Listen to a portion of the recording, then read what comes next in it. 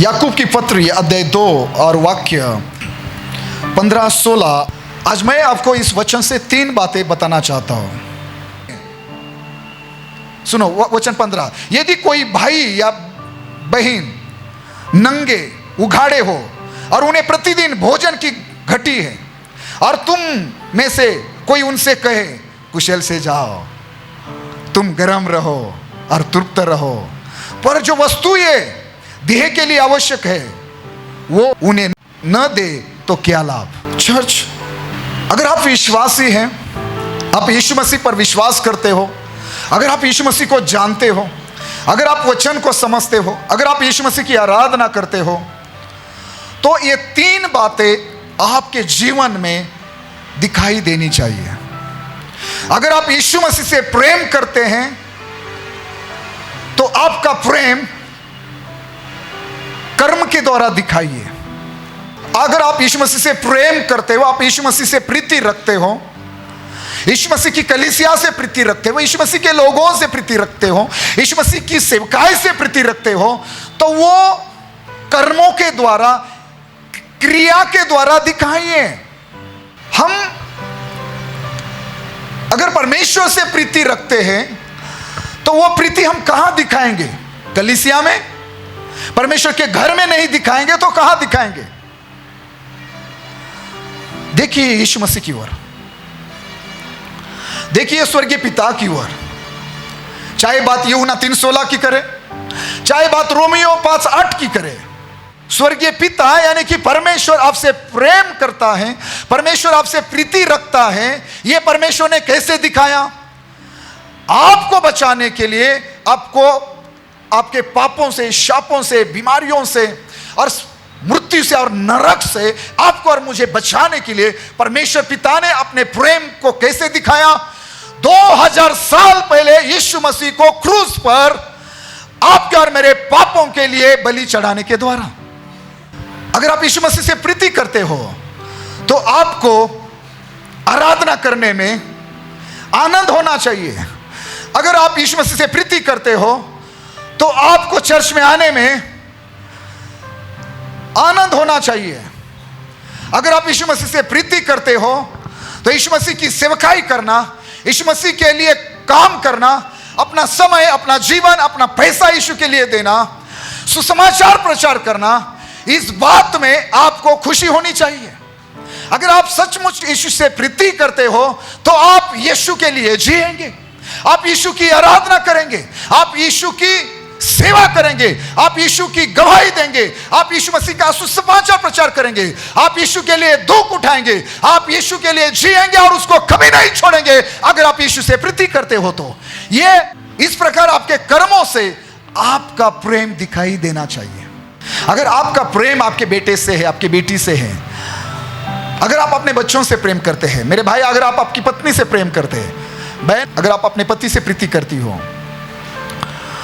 प्रीति रखती हो, तो आप उसको दिखाते हो उनके लिए कुछ ना कुछ करने के द्वारा। चर्च, मैंने कहा आप यीशु से प्रेम करते हो, ये परमेश्वर के घर में नहीं तो कहां दिखाओगे? और देखो हम में से काफी लोग कैसे हैं, हम एक दूसरे से इस प्रकार बात करते हैं, हम एक दूसरे के साथ इस प्रकार बर्ताव करते हैं, हम एक दूसरे को कहते हैं। याकूब लिखता है कि अगर तुम में से कोई भाई या बहन, उसको वस्त्र नहीं है पहनने के लिए, अपना शरीर ढकने के लिए कपड़े नहीं है, उनके पास प्रतिदिन का भोजन नहीं है, और तुम सिर्फ बोलते हो जाओ, कुशल से जाओ, गरम रहो, यानी कि अच्छा आराम करो, तृप्त रहो, सिर्फ बोलते हो, लेकिन उस बहन को, उस भाई को भोजन की जरूरत है, वो भूखा है और आप उसको भोजन के लिए नहीं पूछते हो। उसको प्यास लगी है, उसको पानी की जरूरत है और आप उसे पानी नहीं पिलाते हो। उसे 1500 की जरूरत है, उसे एक कुर्ते की या एक शर्ट की या एक ड्रेस की, साड़ी की जरूरत है और आप वो देने के लिए तैयार नहीं है, और आप कहते हो मैं यीशु से प्रीति करता हूं। आज इस अंतिम कलीसिया में यीशु मसीह का प्रेम कहां दिखाई दे रहा है?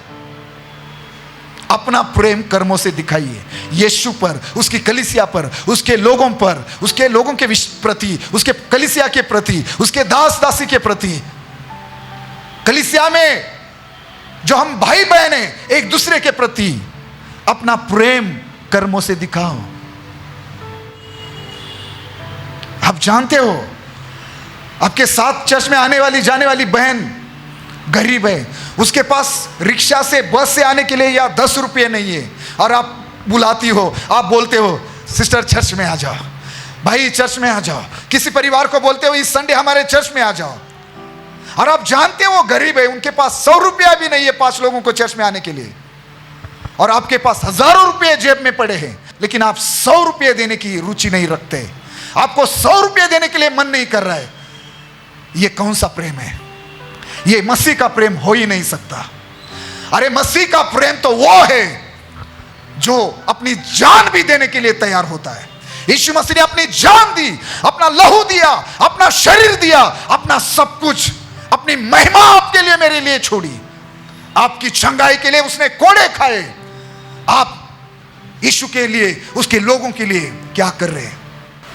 कोई समझ रहा है? आपके साथ आने जाने वाला व्यक्ति भूखा है, उसके घर में एक समय का भोजन उसको नहीं मिल रहा है, लेकिन आपके मन में कभी नहीं आता कि 1,500 का राशन भर के उसको मैं दे दूं। आपके शरीर पर आप हजारों की कितनी महंगी साड़ी, महंगे ड्रेस पहनते हो, खुद के शरीर पर सोना डालकर घूमते हो, और आपको एक विश्वासी भाई दिखाई दे रहा है, एक विश्वासी बहन दिखाई दे रही है कि उसके शरीर पर अच्छे कपड़े भी नहीं है, और आपके मन में कभी नहीं आता कि एक विश्वासी बहन है मेरी कलीसिया की, एक विश्वासी भाई है मेरे कलीसिया का, मुझे उसके लिए कम से कम 500,000 का एक कपड़ा खरीद कर, एक ड्रेस खरीद कर, एक साड़ी खरीद कर देनी चाहिए। कभी आपके मन में नहीं आ रहा है। अगर आप यीशु से प्रेम करते हो तो दिखाओ कर्मों से, क्योंकि यीशु मसीह ने कहा, मत्ती रचित सुसमाचार 25 अध्याय वाक्य 34 और 35, तब राजा अपनी दाहिनी ओर वालों से कहेगा, हे मेरे पिता के धन्य लोगों, आओ उस राज्य के अधिकारी हो जाओ जो जगत के आदि से तुम्हारे लिए तैयार किया गया है। क्योंकि मैं भूखा था और तुमने मुझे खाने को दिया, मैं प्यासा था और तुमने मुझे पानी पिलाया, मैं परदेशी था और तुमने मुझे अपने घर में ठहराया, मैं नंगा था और तुमने मुझे कपड़े पहनाए, मैं बीमार था और तुमने मेरी सुधि ली, मैं बंदीगृह में था और तुम मुझसे मिलने आए। तब धर्मी उसको उत्तर देंगे, हे प्रभु, हमने कब तुझे भूखा देखा और खिलाया, या प्यासा देखा और पानी पिलाया? हमने कब तुझे परदेशी देखा और अपने घर में ठहराया, या नंगा देखा और कपड़े पहनाए? हमने कब तुझे बीमार या बंदीगृह में देखा और तुझसे मिलने आए? मेरी बहन, क्या तू विश्वासी है? मेरे भाई, क्या तू विश्वासी है? सुन, इन बातों को समझिए। आज इन अंतिम कलीसिया ने यीशु मसीह के प्रेम को खोया है। हर कोई अपने स्वार्थ की खोज में लगा है। हर कोई अपने घर के बारे में, अपने परिवार के बारे में सोचता है।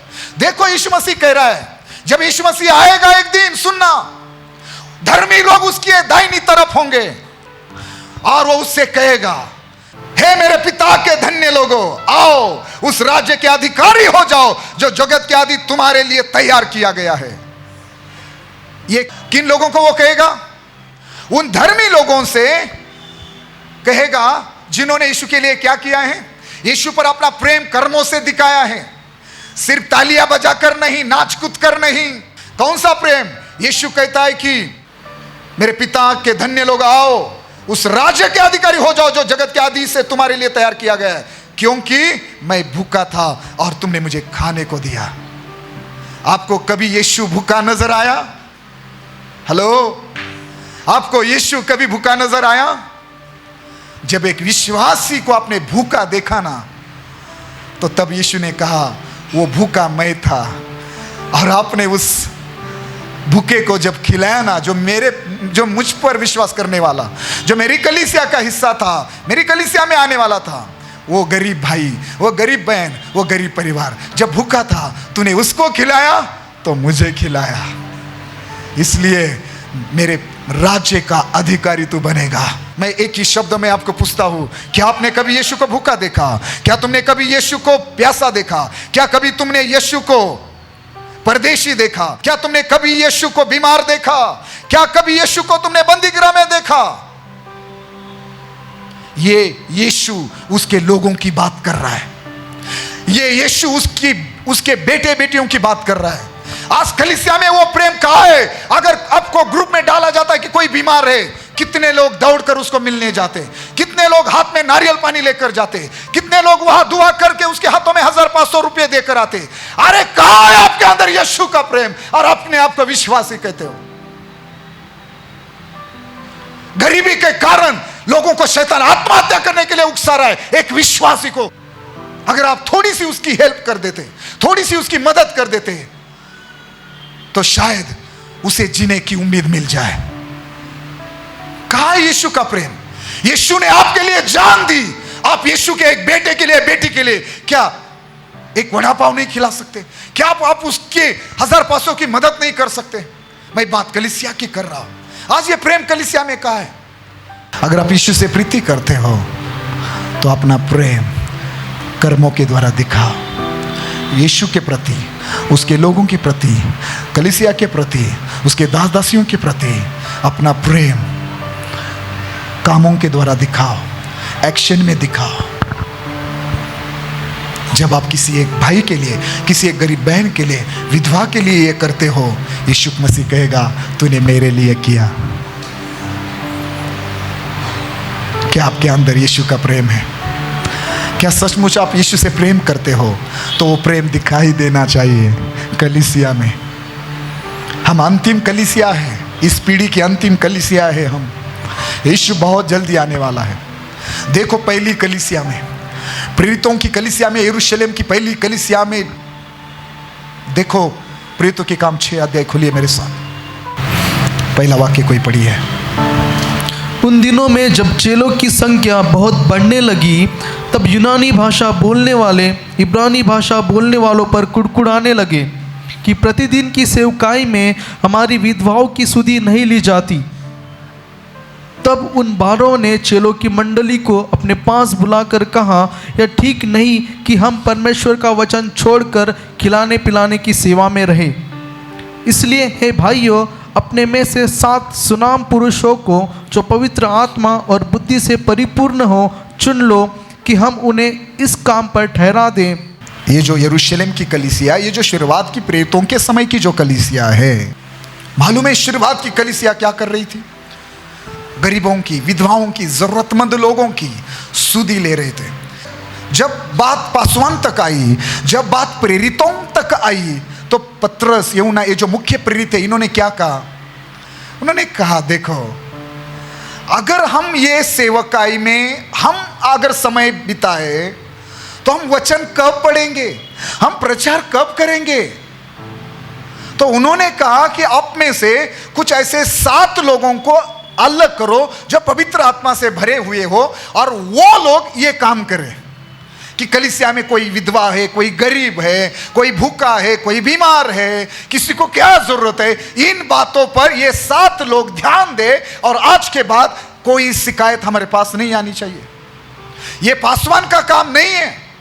आप जो पवित्र आत्मा से भरे हुए लोग हैं, कुछ ऐसे भाई बहनों ने ये जिम्मेदारी उठानी चाहिए। दिखाओ अपने प्रेम को, खड़े हो जाओ, आगे आओ, सोचिए, लोगों के बारे में सोचिए।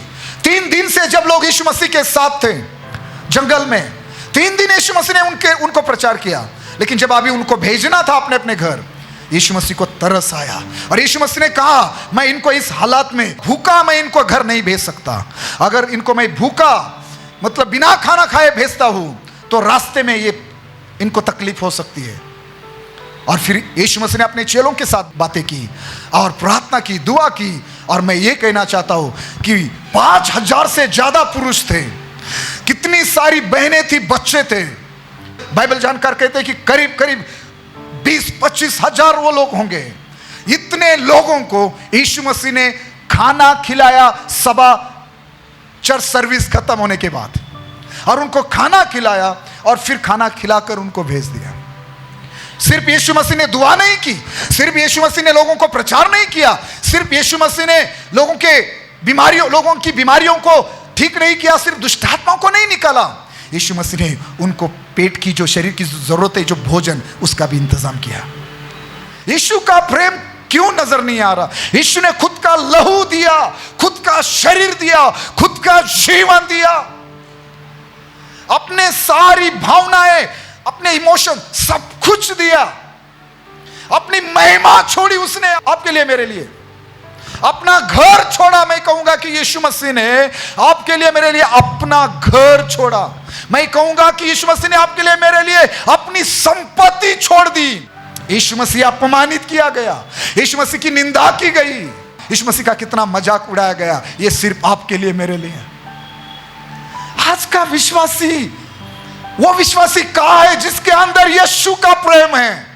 वो कहाँ है कलीसिया में? जिस दिन यीशु आएगा ना, अगर आप ये नहीं करेंगे ना, तो जो कुछ यीशु कहेगा ना आपके प्रति, मेरे प्रति, बड़ा दुख होगा सुनकर। लेकिन जिस दिन यीशु आएगा, अगर हमने ये सारे काम उसके लोगों के लिए किए हैं ना, तो उस दिन वो उसके दाहिनी तरफ हम होंगे और वो कहेगा, आओ मैं तुझे मेरे राज्य का अधिकारी बनाता हूँ। और वो कहेगा, क्योंकि मैं जब भूखा था तूने मुझे खाना खिलाया, जब मैं प्यासा था तूने मुझे पानी पिलाया। आप यीशु के लोग हो, यीशु की कलीसिया हो, आपको यीशु भूखा नजर नहीं आता, यीशु परदेशी नजर नहीं आता, यीशु बीमार नजर नहीं आता। एक बीमार विश्वासी को देखकर आपको यह एहसास नहीं होता कि मेरा यीशु बीमार है, यानी कि यीशु के बेटे को चंगाई की जरूरत है, मतलब यीशु को चंगाई की जरूरत है, क्योंकि यीशु नहीं चाहता उसका कोई भी बेटा, कोई भी बेटी बीमार हो, बीमार रहे। क्या आप उसके लिए आंसू बहाकर दुआ करते हो? चर्च, यरूशलेम की कलीसिया, प्रीतों के समय की कलीसिया क्या करती थी? विधवाओं की, गरीबों की, अनाथों की, जरूरतमंदों की सुधि लेती थी। मालूम है उस कलीसिया में एक बड़ी खूबी थी, बड़ी अच्छी बात थी। प्रीतों के काम 4 अध्याय 32 वाक्य, यह लिखा है कि विश्वास करने वालों की मंडली एक चित्त और एक मन की थी, यहां तक कि कोई भी अपनी संपत्ति अपनी नहीं कहता था। वो प्रीतों के समय की कलीसिया, वो पहली कलीसिया, उस कलीसिया में आने वाला हर सदस्य, उस कलीसिया में आने वाला हर एक विश्वासी, उनकी सोच देखो, उनकी सोच ऐसी थी, अगर उनके पास जमीन है, उनके पास घर है, उनके पास जो कुछ है, जो कुछ संपत्ति है, उस घर को, उस जमीन को, उस गाड़ी को, उस पैसे को, उस सोने को, चांदी को वो अपना नहीं मानते थे।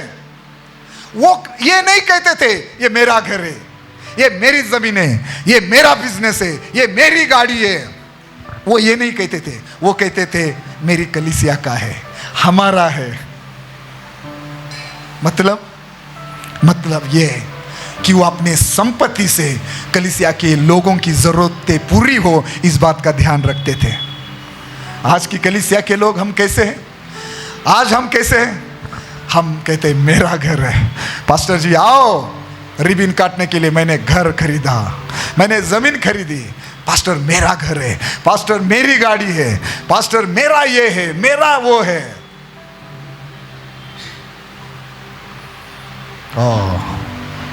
क्या हम सच में विश्वासी हैं? अपना प्रेम कर्मों के द्वारा दिखाइए। चर्च, अगर आप यीशु से प्रेम करते हो तो कर्मों के द्वारा अपना प्रेम दिखाइए।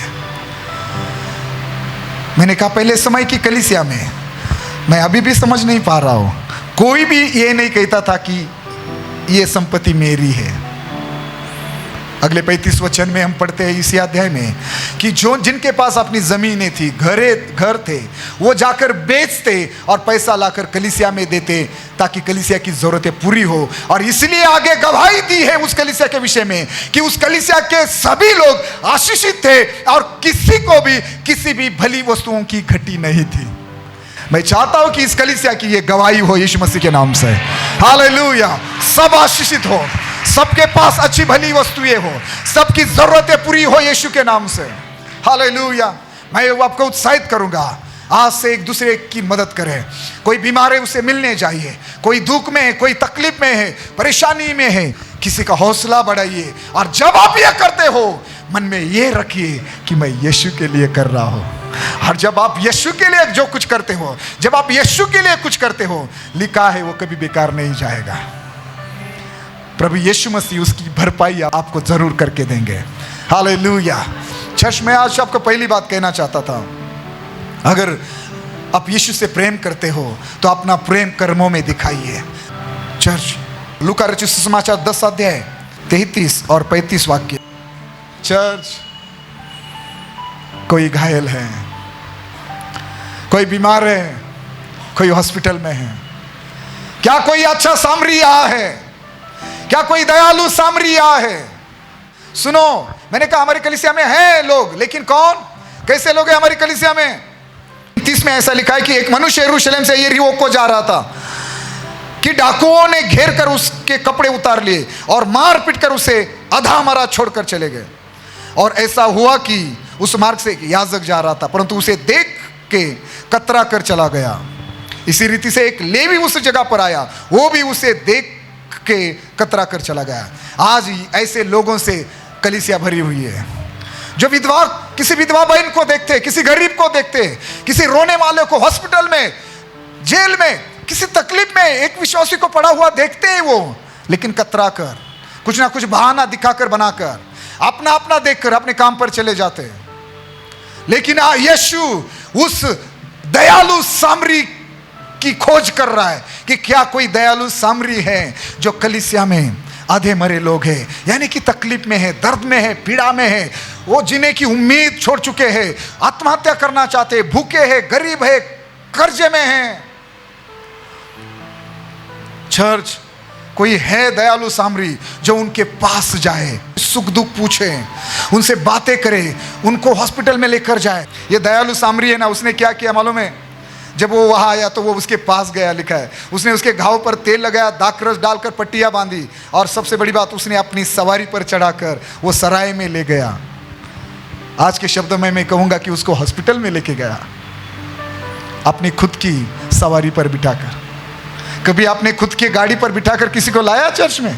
हम हमारा देखते हैं। क्यों आपके अंदर यीशु का प्रेम दिखाई नहीं दे रहा? ये मेरा सवाल है।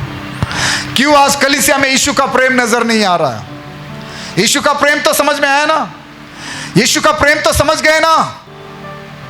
क्या नहीं किया यीशु ने आपसे और मुझसे? वो प्रीति रखता है, ये दिखाने के लिए क्या नहीं किया यीशु ने? क्या जरूरत थी? क्या जरूरत थी ये सब करने की यीशु को? कोई जरूरत नहीं थी, लेकिन यीशु ने यह जरूरी समझा क्योंकि वो आपसे और मुझसे प्रीति रखता है, वो आपसे और मुझसे प्रेम करता है। इसलिए देखो, पुनरुत्थान के बाद देखो, पुनरुत्थान के बाद देखो, जब यीशु मसीह तीसरे दिन जी उठे, यीशु मसीह के चेले डरे हुए थे, उन्होंने एक कमरे में अपने आप को बंद करके रखा था, और मालूम है उसमें से कुछ चेले निराश हो चुके थे। जैसे बात हम थोमा की करें तो वो तो विश्वास में डगमगाया हुआ था, और चेलों ने उसको बताया भी कि यीशु मसीह जीवित है, जी उठा है, और हमने यीशु को देखा, हम यीशु को मिले। थोमा विश्वास नहीं कर रहा था। तो यूहन्ना रचित सुसमाचार 20 अध्याय 19 और 20 वाक्य में यीशु मसीह ने क्या किया? और यीशु मसीह ने कहा तुम्हें शांति मिले। यीशु मसीह ने यह कहकर उसने अपना हाथ और अपना पंजर उनको दिखाया। मेरा प्रश्न है क्यों? और लिखा है कि तब चेले प्रभु को देखकर आनंदित हुए हैं। अब समझ रहे हैं मैं क्या कहने की कोशिश कर रहा हूं? कोई विश्वास में कमजोर पड़ रहा है, किसी कारण से डरा हुआ है, परिस्थिति के कारण, हालातों के कारण टूट चुका है। क्या आप यीशु का प्रेम दिखाएंगे उनको? जाकर उनके घर जाकर उनको मिलेंगे, कहेंगे, ऐसा कुछ करके अपना प्रेम दिखाएंगे क्या? कि डरो मत, मैं आपके साथ हूं बहन, मेरे भाई। क्या आप उस परिवार को कहेंगे हम कलीसिया आपके साथ हैं, चिंता मत करो, निराश मत होना, विश्वास करना मत छोड़ना, चर्च में आना बंद मत करना, ठीक है? डर में मत जीना, हम आपके साथ खड़े हैं, चिंता मत करो। पुलिस स्टेशन जाना है हम आपके साथ आएंगे, कोर्ट में जाना है हम आपके साथ आएंगे, डरो मत। क्या कोई विश्वास से एहसास कर रहा है? क्या यीशु का प्रेम नजर आ रहा है? देखो यीशु को, अपने चेले डरे हुए हैं तो वो जाकर अपना पंजर दिखा रहा है, देखो ये जगह, अपना हाथ दिखा रहा है, देखो ये हाथ यहां खिला मारा था, देखो ये पंजर या भाला मारा था, देखो मैं तुम्हारा प्रभु हूं, डरो मत।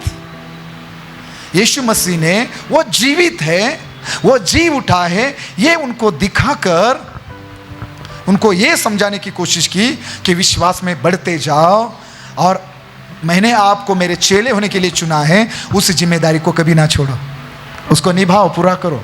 कोई सुन रहा है? हेलो, दोनों हाथों को उठाकर जोर से कहे हालेलुया। कोई समझ रहा है मैं क्या सिखा रहा हूं आज? अगर यीशु से प्रीति करते हो तो वो दिखाओ, उसकी आराधना करते हुए, उसकी सेवकाई करते हुए, अपना समय, अपना पैसा देने के द्वारा। कलीसिया में जो विधवा है, गरीब है, जरूरतमंद लोग हैं, उनकी सहायता करते हुए अपनी मोहब्बत, अपना प्रेम दिखाओ। कोई सुन रहा है? चर्च, यीशु मसीह को क्या जरूरत थी अपना पंजर दिखाने की? क्योंकि वो चाहता था कि मेरे चेले कभी पीछे ना हटे, वो कभी डर का जीवन ना जिए, वो कभी मुझसे अलग ना हो, वो विश्वास में बने रहे, सेवकाई में बने रहे, संसार में जाए और मेरे गवाह बनकर जिए। वो संसार को उलट पुलट कर दे। यीशु चाहता था कि वो जाए, बीमारों को ठीक करे, दुष्टात्मा को निकाले, बीमारों को चंगा करे, मरे हुओं को जीवित करे, कोड़ियों को शुद्ध करे। वो चाहता था। सुनो, प्रभु चाहता है आप एक दूसरे की सहायता करें। आप बीमार थे, आपने चंगाई पाई, आपको कोई बीमार नजर आता है, आपने गवाही देनी चाहिए। आपको अपना हाथ दिखाना है, अपनी पंजर दिखानी है, यानी कि आपको बताना है उनको कि देखो मेरी ओर देखो, मैं भी तेरे समान एक दिन बहुत बड़ी बीमारी में था, मैं भी समस्या में था, मैं भी दुख में था, लेकिन मैं चर्च में गया और प्रभु यीशु मसीह ने मेरा जीवन बदल दिया, मुझे चंगाई दी। यीशु को क्या जरूरत थी? देखो, इस प्रकार हमें एक दूसरे को मजबूत करना है। डरे हुए, विश्वास में टूटे हुए लोगों को प्रभु में खड़ा रहने के लिए साथ देनी है। क्या जरूरत थी यीशु को? देखो, यहां लिखा है लूका रचित सुसमाचार 24 अध्याय 41 वचन में लिखा है। देखो, वाक्य 40 में लिखा है कि ये कहकर उसने उन्हें अपने हाथ पांव दिखाए। दिखाए, इस शब्द पर ध्यान दीजिए। और आगे लिखा है कि जब आनंद के मारे उनको प्रतीति न हुई, वो इतने आनंदित हो गए कि विश्वास नहीं कर पा रहे थे कि सच में यीशु मसीह जी उठे। अरे 2-3 दिन पहले तो हमने देखा कि वो क्रूस पर मारे गए थे, हमने ये भी देखा कि उसका देह कब्र में रखा गया, और वो तीसरे दिन यीशु को जीवित देखकर उनको प्रतीति नहीं हो रही थी, वो विश्वास नहीं कर पा रहे थे, मराठी में लिखा है। तो फिर यीशु मसीह ने उनको विश्वास दिलाने के लिए, उनको प्रतीति कराने के लिए यीशु मसीह ने क्या किया मालूम है? यीशु मसीह ने पूछा, क्या यहां तुम्हारे पास कुछ भोजन है? और लिखा है कि उन्होंने उसे भुनी हुई मछली का टुकड़ा दिया। और 43 वचन में लिखा है कि यीशु मसीह ने उस भुनी हुई मछली को लेकर उनके सामने खाया। यीशु मसीह ने भुनी हुई मछली अपने चेलों के सामने खाकर उनको यकीन दिलाया कि मैं जी उठा हूं। सब चेलों के सामने यीशु मसीह ने उस भुनी हुई मछली को खाकर उनको दिखाया कि देखो मैं जीवित हूं, विश्वास करो। मैंने क्या सिखाया था तुम्हें कि मैं क्रूस पर मारा जाऊंगा, लेकिन तीसरे दिन फिर जी उठूंगा। मेरे प्रियो, सवाल यह है कि क्यों ये सब यीशु ने किया? मेरा यीशु चाहता है कि आप विश्वास में बने रहे, सेवकाई में बने रहे, वचन में बने रहे और आगे बढ़ते जाए, और जिस काम के लिए उसने चुना है वो काम आप करें। मेरे प्रियो, यही हमें करना है। एक दूसरे के प्रति हमारे प्रेम को दिखाना है, हमारी गवाहियां बताना है, कर्मों के द्वारा, एक्शन के द्वारा यीशु का प्रेम लोगों को दिखाना है कि मैं यीशु का बेटा हूं, मैं चेला हूं, मैं बेटी हूं, और लोगों की मदद करना है, लोगों को विश्वास में, वचन में, प्रार्थना में बढ़ाना है, उनको बनाए रखना है जीवन भर के लिए, और इस प्रकार लोगों को बचाना है। तो क्यों परमेश्वर के पुत्रों को प्रमाण देने की जरूरत पड़ी? क्या जरूरत थी? तो कहने का मतलब यह है कि यीशु मसीह ने अपना प्रेम दिखाया क्रूस पर अपनी जान देने के द्वारा। यीशु मसीह ने वो मरे हुओं में से तीसरे दिन जी उठा है, वो भी उसने अपने चेलों को दिखाया और इस प्रकार उनको तैयार किया, उनको मजबूत किया, और संसार में भेज दिया। उसके गवाह बनाकर उसकी गवाही देने के लिए उसने अपने चेलों को भेजा। कुछ समझ रहे हैं आप? देखो, परमेश्वर के पुत्र ने यह सब कुछ किया। आप समय आपका और मेरा है। आपको गवाही देनी है, आपको प्रेम दिखाना है। कुछ तो करके अपने प्रेम को दिखाइए। हालेलुया।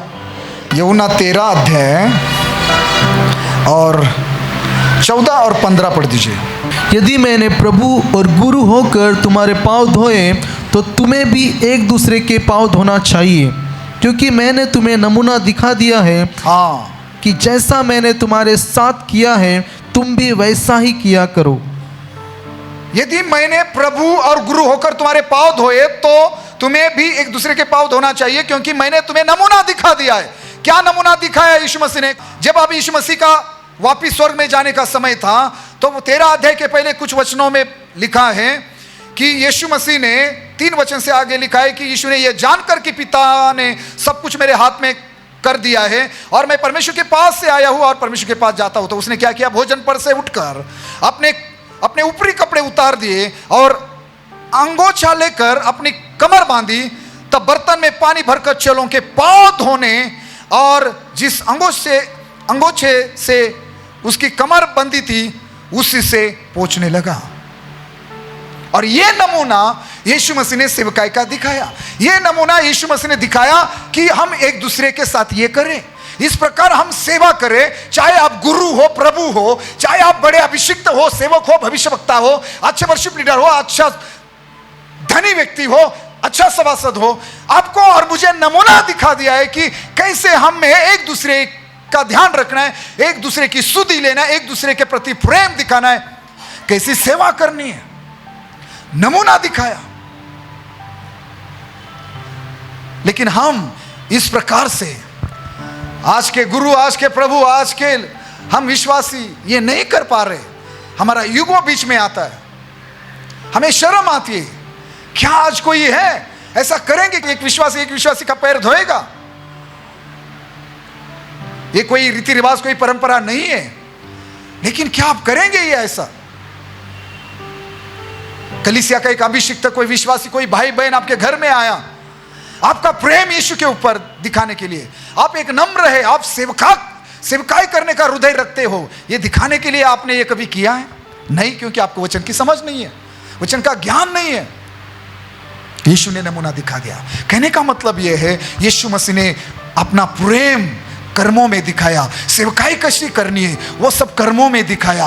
कैसे एक दूसरे का हौसला बढ़ाना है, कैसे एक दूसरे को मजबूत करना है, डरे हुओं को, जो टूटे हुए हैं उनको, जो पीछे हटे हुए हैं उनको कैसे फिर से खड़ा करना है, ये सब नमूने यीशु मसीह ने हमें दिखाए हैं, ताकि हम यीशु मसीह के समान सेवकाई करें और लोगों के जीवन को बचाएं। मेरी प्रार्थना है पवित्र आत्मा आपको इन वचनों को समझने के लिए मदद करे, क्योंकि एक दिन यीशु मसीह आएगा। मेरा प्रश्न है कि आप उसकी दाहिनी तरफ होंगे? क्या यीशु मसीह आपको ये कहेगा, जब मैं भूखा था तूने मुझे खाना खिलाया, मैं प्यासा था तूने मुझे पानी पिलाया, मैं परदेशी था तूने मुझे अपने घर में सहारा दिया, मैं बीमार था तू मुझे हॉस्पिटल में मिलने आया, मैं बंदीगृह में था तू मुझे वहां मिलने आया? और ऐसा है तो मैं यीशु के नाम से फिर से आपको कहता हूं, आप उसके राज्य के अधिकारी जरूर बनेंगे। चर्च, अगर आप यीशु से प्रेम करते हो तो दिखाओ यीशु के प्रति, उसकी सेवकाई करके अपना समय, अपना जीवन यीशु के लिए देने के द्वारा, समय पर आकर उसकी आराधना करने द्वारा, वचन को मानने के द्वारा, उसकी आज्ञाओं को मानने के द्वारा, अपना 10वां भाग देने के द्वारा, उसके कलीसिया में जो जरूरतमंद लोग हैं, विधवा है, अनाथ है, गरीब है, उनकी मदद करने के द्वारा दिखाओ कि आपके अंदर यीशु का प्रेम है। दिखाओ कि आप यीशु से और उसकी कलीसिया से, उसकी सेवकाई से प्रीति रखते हो। आप यीशु से प्रेम करते हो तो आपको वो दिखाना चाहिए। वचन को ग्रहण करो, वचन पढ़ेंगे, वचन सुनेंगे, वचन मानेंगे, वचन पर चलेंगे ना, तो आपको आशीष पाने से कोई नहीं रोक सकता। आप आशीष पाएंगे, आप चंगाई पाएंगे। आप दूसरों के लिए प्रार्थना करते हो, कलीसिया के बीमार, गरीब, विधवा, अनाथों के लिए प्रार्थना करते हो। आप पास्टर के लिए, इस कलीसिया के लिए, आप भवन के काम के लिए प्रार्थना करते हो। क्यों आपके मन में वो बोझ नहीं है? आपके पास क्यों यीशु मसीह का मन आपके अंदर नहीं है? क्यों आपके अंदर जैसे मसीह यीशु का स्वभाव था वो आपके अंदर क्यों नहीं है? क्या आप यीशु से प्रेम करते हो? तो दिखाओ कर्मों के द्वारा। याकूब लिखता है, मैं अपना विश्वास कर्मों से दिखाऊंगा। मैंने पहली बात प्रेम के बारे में की।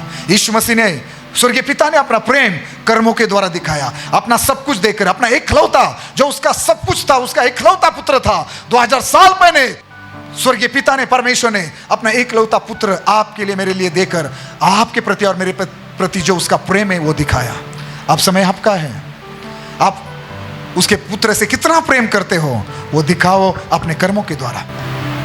यहां लिखा है कि वचन 18 में कि तू अपना विश्वास मुझे कर्म बिना दिखा और मैं अपना विश्वास अपने कर्मों के द्वारा तुझे दिखाऊंगा। आपका विश्वास कर्मों के द्वारा दिखाइए। आगे 2 उदाहरण दिए, इब्राहिम का उदाहरण दिया है, राब एशिया का उदाहरण दिया है। उन्होंने अपना विश्वास कर्मों के द्वारा दिखाया, उन्होंने अपना प्रेम कर्मों के द्वारा दिखाया और इब्राहिम धर्मी ठहराया गया, राब एशिया धर्मी ठहराई गई। वो लोग आशीषित हुए। वो आज के पीढ़ी के लिए, वो इज़राइल के लिए आज भी एक उदाहरण है। आप आने वाले पीढ़ी के लिए उदाहरण बनेंगे। तो दिखाओ आपका विश्वास, विश्वास से जीवो, विश्वास से बोलो, विश्वास से चलो, विश्वास से कदम उठाओ, विश्वास से अपना इसहाक वेदी पर परमेश्वर के लिए चढ़ाओ और ऐसा विश्वास रखो कि अगर मैं उसे बलि भी देता हूं तो परमेश्वर फिर से उसे जीवित करने की सामर्थ्य रखता है। चर्च, आपका विश्वास कर्मों के द्वारा दिखाओ। बिना कर्म से विश्वास दिखाई नहीं देता। चर्च, लूका 7 जो शताधिपति था, उसने कहा, प्रभु मेरे घर आप आए, मेरे छत के नीचे आए, इतना योग्य मैं नहीं हूं, बस शब्द बोल दो, बस शब्द बोल दो और मेरा दास ठीक हो जाएगा, चंगा हो जाएगा। और यीशु मसीह ने उसकी ये बात सुनकर कहा, ऐसा विश्वास मैंने सारे इज़राइल में भी नहीं देखा। दिखाओ यीशु को अपना विश्वास, बोलो विश्वास से कि नहीं, मेरा प्रभु ठीक करेगा, मेरा प्रभु मुझे अच्छी नौकरी देगा, मेरा प्रभु मुझे बिजनेस देगा, मेरे बिजनेस को, मेरी नौकरी को बढ़ाएगा, मुझे प्रमोशन देगा, प्रभु मुझे चंगाई देगा, मेरी रिपोर्ट बदलेंगे, मेरी परिस्थिति बदलेगी, मेरा कर्जा उतरेगा। बोलो विश्वास से। इब्राहिम ने बोला, परमेश्वर उपाय करेगा। इब्राहिम ने विश्वास से बोला अपने दासों को, तुम यहाँ रुको, हम परमेश्वर की आराधना करके दोनों वापिस आएंगे। वो दोनों वापिस आए। परमेश्वर ने उपाय किया मेमने का। बोलो विश्वास से। अगर आप विश्वासी, अपना विश्वास बोलने के द्वारा, चलने के द्वारा, कर्मों के द्वारा दिखाइए। अगर आप यीशु पर विश्वास करते हो, वो कनानी स्त्री, यीशु ने उसको एक शब्द के द्वारा उत्तर नहीं दिया, एक शब्द से भी इतनी पुकार रही थी, प्रभु मुझ पर दया कर, हे दाऊद की संतान मुझ पर दया कर, मेरी बेटी को बचा, दुष्ट आत्मा उसे सताती है। यीशु ने एक शब्द के द्वारा उत्तर नहीं दिया। चेलों ने यीशु को विनती की, चेलों के विनती को भी यीशु मसीह ने नहीं माना। फिर भी वो स्त्री यीशु के पास आई और यीशु को कहती है, प्रभु मुझ पर दया कीजिए, मेरी बेटी को बचाइए। यीशु मसीह ने कहा, लड़कों की रोटी लेकर घर के कुत्तों के आगे डालना सही नहीं है। इतना सब बोलने के बावजूद भी उसने अपना विश्वास करना नहीं छोड़ा। वो कहते कि सही है, परमेश्वर अच्छा है, वो ठीक है, वो बराबर है, लेकिन फिर भी घर के कुत्ते भी वो चूरचार खाते हैं। मालिक, वो घर के लोग जब खाना खाते हैं तो जो चूरचार नीचे गिरता है, घर के कुत्ते वो खाते हैं। उस कनानी स्त्री ने अपना विश्वास कैसे दिखाया यीशु के सामने, और यीशु ने गवाही दी। यीशु ने कहा, स्त्री तेरा विश्वास बढ़ा, जा तेरी बेटी ठीक हो चुकी है। दिखाओ अपना विश्वास कि यीशु कर सकता है, यीशु दे सकता है। आते रहो, वो चंगाई दे ना दे, वो आपकी प्रार्थना सुने ना सुने, उसकी आराधना करते रहो, उस पर विश्वास करते रहो, उसको पुकारते रहो। एक समय आएगा वो आपके विश्वास को देखकर आपके बच्चों को, आपको, आपके परिवार को बचाएगा, आशीषित करेगा। हालेलुया। ये होगा विश्वास कर्मों के द्वारा, चाल चलन के द्वारा, बोलने के द्वारा। कर्मों से दिखाओ अपना विश्वास। हालेलुया। चर्च, तीसरी बात और आखिरी बात कि आप प्रभु में बढ़ रहे हैं, आप वचन में बढ़ रहे हैं, वो दिखाई देना चाहिए। सालों साल से आप बपतिस्मा लेने के लिए तैयार नहीं है।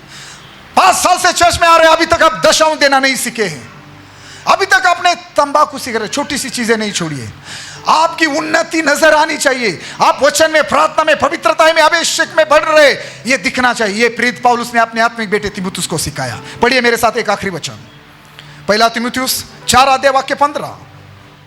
प्रेरित पौलुस अपने आत्मिक बेटे तीमुथियुस को लिखता है, इन बातों को सोचते रहे और इन्हीं में अपना ध्यान लगाए रहे ताकि तेरी उन्नति सब पर प्रकट हो।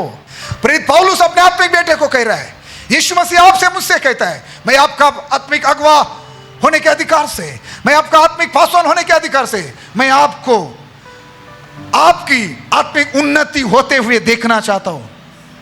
बच्चे की तरह मत रहो। आपके हाथ में बाइबल नहीं है, चर्च में आ रहे हो 5 साल से, आप चर्च में आ रहे हैं, आपके पास छोटी डायरी नहीं है, पेन नहीं है, ताकि आप लिखकर घर में जाके वापस समय मिलने के बाद पढ़े और उस वचनों को याद करें अगले संडे तक। अभी तक आपने पुराना जीवन नहीं छोड़ा है। कहाँ है आपकी उन्नति? मैं आपकी उन्नति कब समझता हूं? जब मैं देखता हूं कि पवित्र आत्मा आपको छू रहा है, अभिषेक आपके ऊपर उतर रहा है। इसका मतलब यह है आप ज्यादा प्रार्थना करते हो, आपका यीशु पर विश्वास है, आप ज्यादा बाइबल पढ़ते हो। जब पवित्र आत्मा आपको छू रहा है, इसका मतलब आप पवित्रताई में कहीं ना कहीं चल रहे हैं। इसका मतलब आपने पापों को छोड़ दिया, आपने वचन ग्रहण किया है और आप वचन को मानकर चल रहे हैं। आपकी उन्नति नजर आनी चाहिए, दिखाई देनी चाहिए। आपके पासवान को, कलीसिया को आपकी उन्नति दिखना चाहिए। जब आप अन्य भाषा में बोलते हो, जब आप स्तुति करते हो, अभिषेक उतरता है, गिरते हो, दर्शन देखते हो, भविष्यवाणियां करते हो, आपकी उन्नति नजर आती है। आपकी चाल चलन से दिखाई देता है आपकी कुछ उन्नति नहीं हो रही है। कैसी दिखाई देगी? कब दिखाई देगी? प्रेरित पौलुस ने अपने आत्मिक बेटे को कहा, क्या कहा कि वचन 12 में, कोई तेरी जवानी को तुच्छ ना समझने पाए, पर वचन और चाल चलन और प्रेम और विश्वास और पवित्रता में विश्वासियों के लिए आदर्श बन जा। और 13 वचन में, जब तक मैं ना आऊं तब तक, ये ध्यान से सुनना, जब तक मैं ना आऊं तब तक पढ़ने और उपदेश देने और सिखाने में लवलीन रहे। उन लोगों की आत्मिक बढ़ोतरी कब होगी?